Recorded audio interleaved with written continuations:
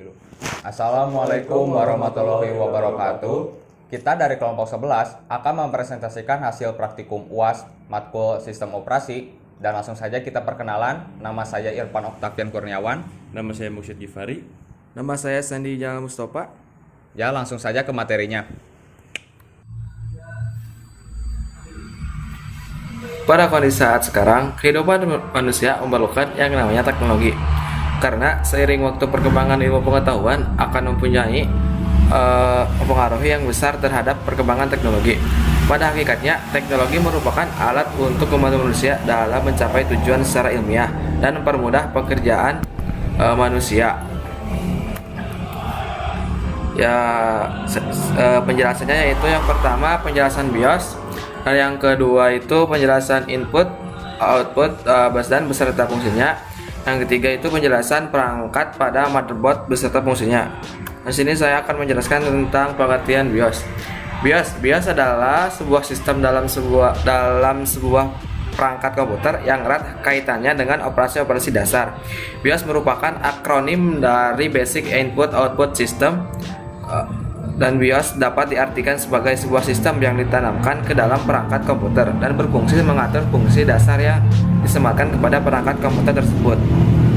Sementara itu, BIOS berfungsi menyajikan perintah dalam bentuk power on set test atau POS untuk mengenali dan memulai komponen yang menjadi bagian dari sebuah sistem komputer ketika mulai dijalankan. Fungsi BIOS yang pertama itu menjalankan perintah power on set test atau POS. Salah satu yang harus kita lakukan sebelum menginstal sistem operasi pada komputer adalah dengan melakukan pengecekan beberapa perangkat yang ada pada komputer. Selain itu, BIOS juga dapat memberikan informasi mengenai spesifikasi perangkat keras yang terdapat pada motherboard. Yang kedua itu mengatur konfigurasi dasar pada komputer. Umumnya, BIOS mengatur konfigurasi terhadap perangkat lain berdasarkan fungsinya masing-masing. Pengaturan konfigurasi ini biasanya dimanfaatkan oleh beberapa orang, terutama gamer, untuk meningkatkan kinerja atau performa suatu komputer atau yang sering disebut dengan overclocking. Yang ketiga yaitu memberikan informasi dasar pada komputer. Selain menjalankan perintah POS dan mengatur konfigurasi dasar pada komputer, BIOS juga bertugas memberikan informasi dasar mengenai bagaimana interaksi tiap-tiap perangkat penting yang terdapat pada komputer seperti drive dan memori yang nantinya bertugas membuat sistem operasi. Yang ini adalah komponen-komponen BIOS. Yang pertama itu program BIOS setup, yang kedua itu drive, yang ketiga itu program bootstrapper utama, atau program inilah yang berperan dalam proses booting ke dalam sistem operasi yang telah kita install sebelumnya. Kelebihan dan kekurangan BIOS itu, yang pertama itu kelebihannya untuk mempermudah instalisasi Windows atau Verifier, sedangkan kekurangannya tidak bisa dioperasikan bebas seperti Windows. Nah, ini gambar BIOSnya. Memasuki bagian input dan output, saya akan sedikit menjelaskan tentang perangkat input dan output dan fungsinya. Yang pertama ada input. Input adalah masukan. Jadi, perangkat input pada komputer berarti perangkat masukan yang memberi perintah langsung berupa informasi digital pada pengguna. Benda ini dapat dilihat dan diraba, bukan seperti perangkat lunak komputer yang sifatnya tidak dapat diraba karena berupa dua dimensi. Perangkat input merupakan perangkat pendukung yang berfungsi untuk memudahkan pengguna dalam menggunakan alat komputasi ini. Berikut adalah daftar contoh input device beserta penjelasannya. Yang pertama ada keyboard. Keyboard adalah sebuah perangkat alat keras atau hardware pada komputer yang berfungsi sebagai alat untuk input data yang berupa huruf, angka, dan simbol. Yang selanjutnya ada mouse. Fungsi mouse adalah untuk mengatur pergerakan kursor secara cepat. Selain itu juga untuk memberikan suatu perintah dengan hanya menekan tombol pada mouse komputer. Yang selanjutnya ada joystick. Joystick yaitu fungsinya yang tidak lain dan tidak bukan adalah untuk menjalankan program game. Yang selanjutnya ada scanner. Scanner adalah fungsi scanner adalah untuk memindai suatu bentuk maupun sifat benda ataupun dokumen yang menyimpannya menjadi file digital dalam komputer, bisa dalam bentuk file gambar, foto, atau dokumen yang biasanya dikoneksikan melalui port USB pada casing komputer. Yang terakhir ada fingerprint. Fungsi dari fingerprint hanya satu, yaitu untuk mengamankan dan sebagai media verifikasi, sama seperti password dan pola. Hanya saja, media verifikasi yang digunakan pada fingerprint adalah bentuk sidik jari manusia. Itulah yang akan digunakan sebagai media untuk ID primary key. Jadi perangkat output atau output device adalah piranti pada komputer yang dapat menghasilkan atau menampilkan keluaran atau output dari hasil pengolahan data. Data diolah oleh komputer lalu dikeluarkan berupa produk. Alat yang mampu menghasilkan produk dari olahan data komputer ini adalah yang disebut perangkat output. Produk itu bisa berupa suara, video, atau cetakan hard copy, kemudian teks, gambar, foto, dan sebagainya. Ya, itu sedikit penjelasannya. Sekarang kita ke contoh komponen-komponen pada output. Yang pertama ada monitor. Fungsi monitor komputer adalah sebagai adaptor tampilan yang menampilkan informasi yang diproses oleh kartu video komputer. Yang selanjutnya ada speaker. Speaker mempunyai fungsi sebagai alat yang mengubah gelombang listrik dari perangkat penguat suara hingga menjadi gelombang getaran yang akan mengeluarkan suara itu sendiri. Selanjutnya ada printer. Fungsi printer secara umum dikenal untuk mencetak dokumen dari komputer.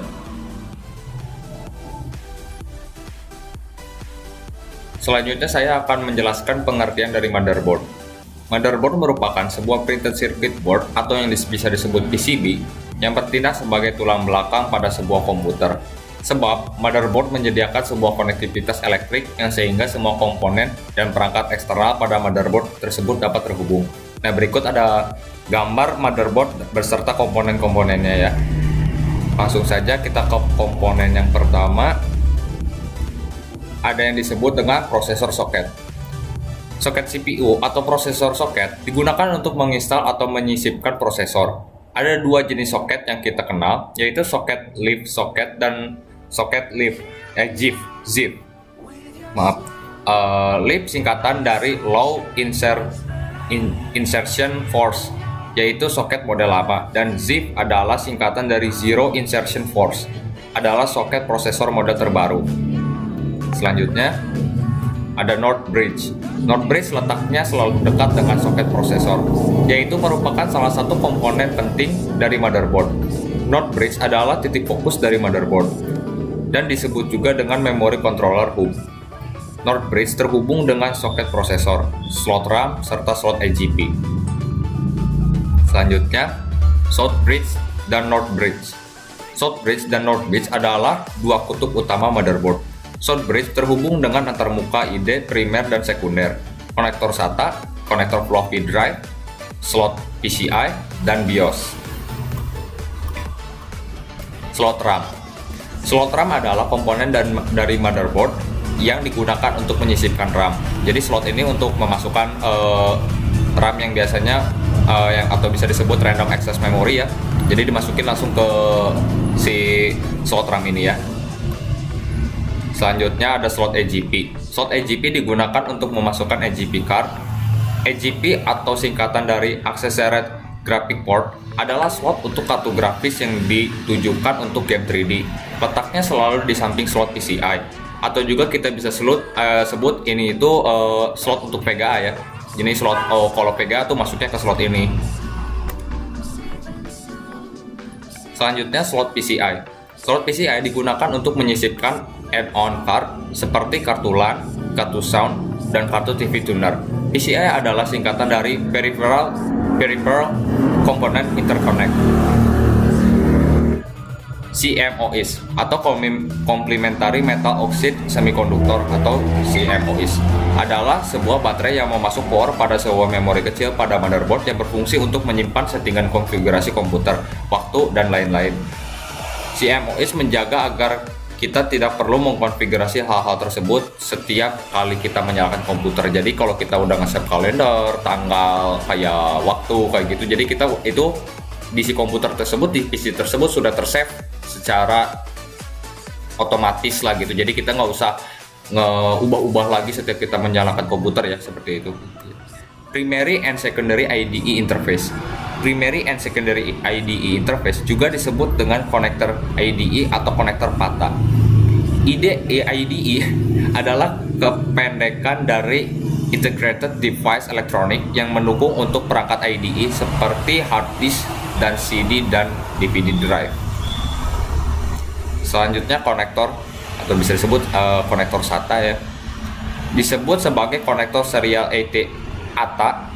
SATA kependekan dari Serial Advanced Technology Attachment yang berguna untuk menghubungkan perangkat serial ATA. Selanjutnya BIOS. BIOS adalah singkatan dari Basic Input Output System yang juga merupakan salah satu bagian chip penting dari motherboard untuk melakukan POS atau yang bisa disebut Power On Self Test. Ya, thanks for watching. Terima kasih. Sekian presentasi kita dari kelompok 11 untuk praktikum UAS sistem operasi. Sekian, wassalamualaikum warahmatullahi wabarakatuh.